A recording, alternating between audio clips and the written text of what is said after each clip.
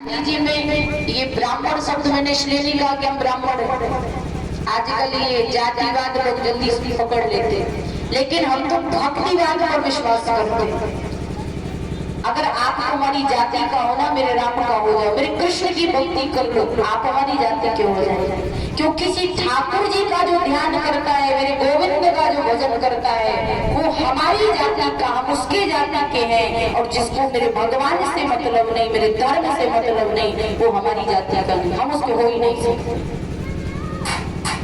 इसलिए अगर जिंदगी में अपनी उन्नति चाहिए, विकास चाहिए, तो साधुओं से, संतों से, ब्राह्मणों से, भक्तों से हमेशा अपने आप को दूर रखिए। और सोचने वाली बात है, विचार करने वाली बात है। साधु उपहास का विषय नहीं है, साधु सम्मान का विषय है, भाव का विषय है, श्रद्धा का विषय है। अगर इस धरती पर संत ना होते, साधु ना होते, तो क्या किसी को भगवान का दर्शन हो पाता? गुरु ना होता अगर इस पृथ्वी पर, तो क्या किसी को भगवान तक कोई पहुंचा सकता था? ये हमारे शास्त्र, पुराण, वेद, ग्रंथ सब गवाह प्रमाणित है कि जितनों को भगवान मिले उनके पीछे किसी संत का, गुरु का अनुग्रह रहा है, कृपा रही है। इसलिए संतों का सम्मान करिए। संतों के बल में ये आज पृथ्वी टिकी हुई।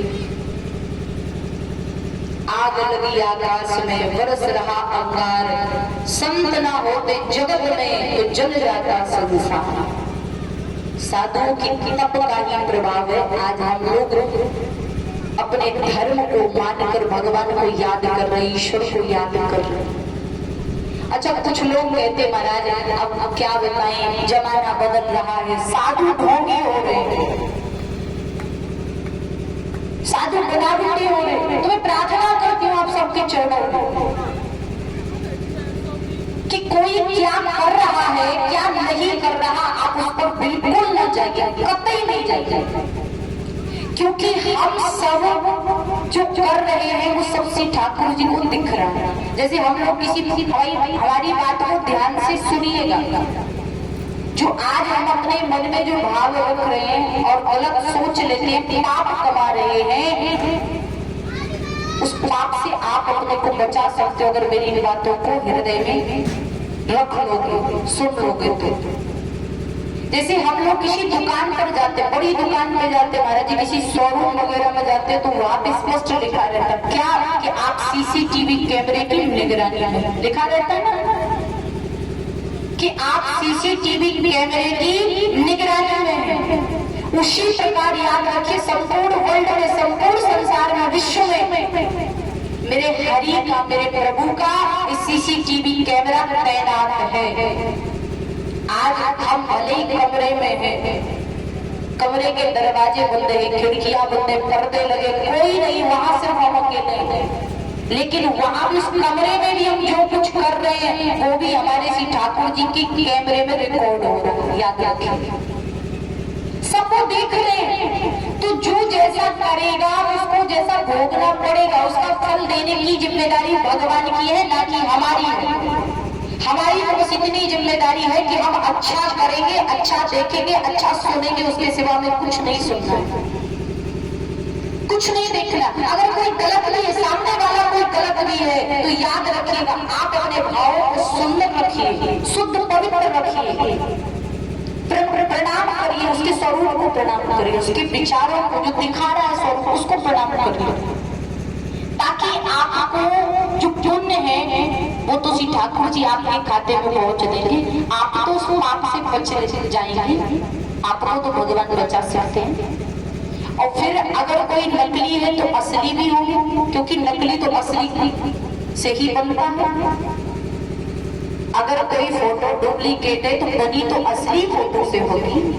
ऐसा नहीं है, आज भी इस धरा पर ऐसे ऐसे महान महात्मा हैं, ऐसे ऐसे महान योगी हैं जो दिन रात श्री ठाकुर जी को याद करते, जिनके हर श्वास में भगवान का नाम है। हमारे गुरुदेव को देखिए, संपूर्ण जीवन निकाल दिया, सारी जिंदगी निकाल दी है परोपकार के लिए।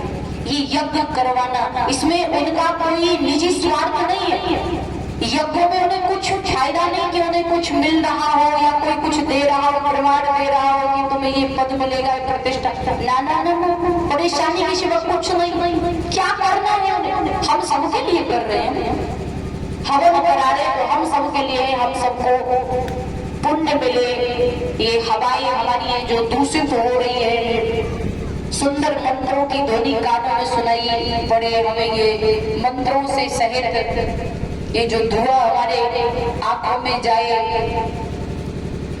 तो पवित्र होगी हमारी आंखें, हमारे विचार पवित्र होंगे, हमारा जीवन सुंदर बनेगा। ये कथाएं करवा रहे, क्यों करवा रहे? ताकि हम सब सुधर जाएं।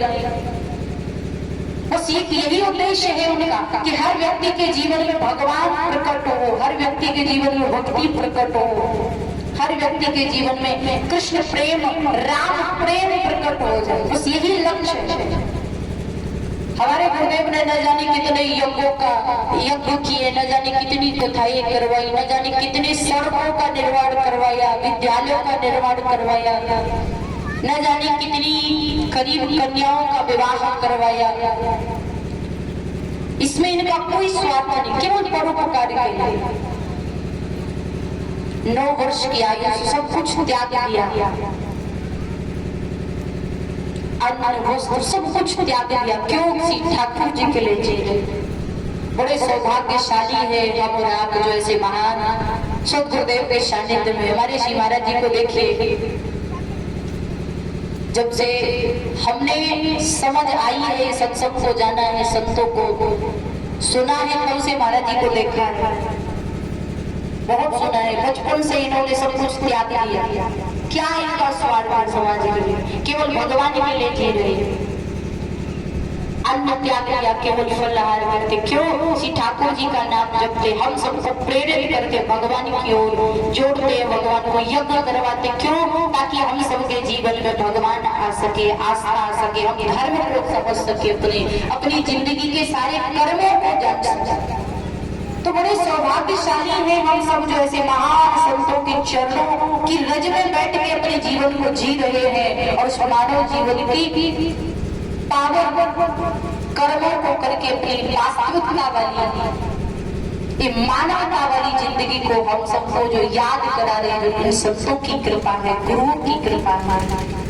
ऐसे महान संतों का सानिध्य हम सबको अंतिम श्वास तक मिलता रहे। मेरी तो श्री ठाकुर जी से ऐसी प्रार्थना है। बोलिए संत भगवान की, भक्तवत्सल भगवान की जय हो।